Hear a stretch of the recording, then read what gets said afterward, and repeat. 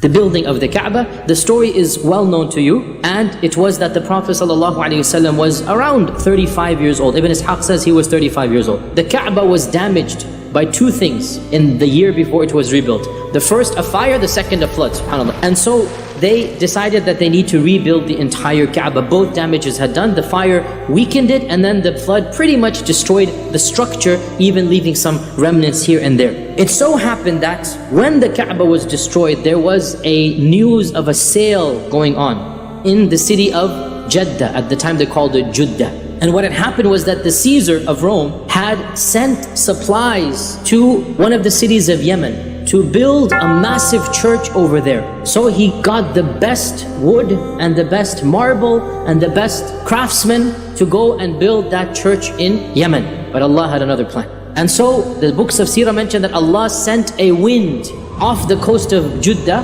to cause the ship to basically crash, and the ship was damaged, but it just made it to Jeddah because Allah has a plan. And so the Quraysh, when they heard about this, they gathered together all their wealth and they went to Jeddah to purchase all of this and to hire the craftsmen as well to come. They're wondering now, the Kaaba is in semi-destroyed state in front of them, and they're wondering, should we come and destroy it? This is the house of Allah. They've never destroyed the house of Allah before. I mean, even the thought of it is sacrilegious, right? They don't know what to do. And according to one report of Ibn Ishaq mentions this, that when they were debating what to do, a large snake came out of the well of Zamzam. And it was rumored that there was a snake living in the well of Zamzam. Now this large snake came out, massive snake, and anytime they approached it, hissed at them. And so they wondered, what are they supposed to do? And Allah sent a big bird to pick up the snake and to get rid of it, to throw it behind one of the mountains of Mecca. So they took this as a sign that they should approach the Kaaba. And so each one is nudging the other for, why don't you go first? Why don't you go first? Because they're worried what's going to happen. Until finally Al-Walid ibn al-Mughira finally said, Khalas, I'm going to do it. Hand me the axe. So he took the axe and he marched towards the Kaaba and he started breaking down one of the walls of the Kaaba. Nobody lifted a finger to help. Then the rumor spread. Why don't we use Al-Walid as the litmus test? If he survives the night, we'll join him the next day. Then the next morning, he woke up fine and healthy, everything's fine. So they said, okay, alhamdulillah. And so Al-Walid put one wall down. And so the next day, alhamdulillah, the entire Quraysh decided now we all have to tear the Kaaba down and then rebuild it.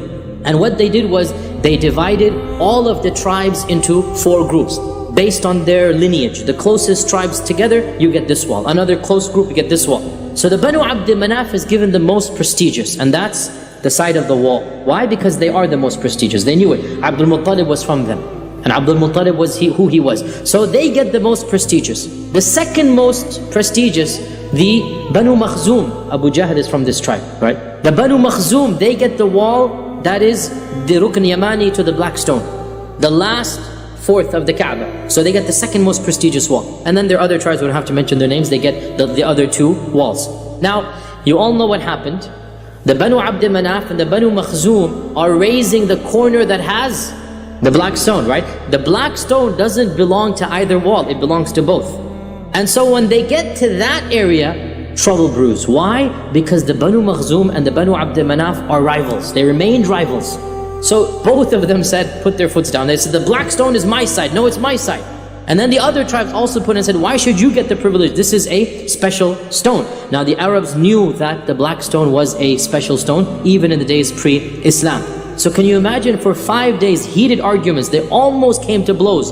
The Banu Makhzum secretly put together an agreement with some other sub-tribes that they would fight to death to put the black stone in. They were almost about to reach to blows. On the 5th day, they all came together, and Abu Umayyah ibn al-Mughira, he said, there will be no bloodshed. We're not going to fight over this.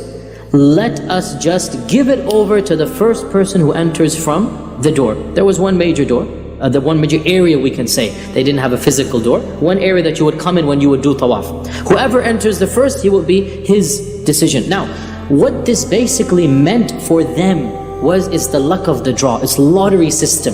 Whoever walked in, who would he vote for his own tribe? Because nobody would ever choose somebody else's tribe. It's just humanly impossible for them to think like that. So what they did was they then said, whoever walks in, and you all know the story that our Prophet ﷺ walked in. And what is amazing, as Ibn Ishaq and others mentioned, all the tribes became happy. Because otherwise it would not have been possible for all the tribes to be happy. Only the tribe that that person belonged to would have been happy. But when they saw the Prophet ﷺ, they all became happy because every tribe thought, the Prophet ﷺ likes me so much, he's actually going to choose my tribe.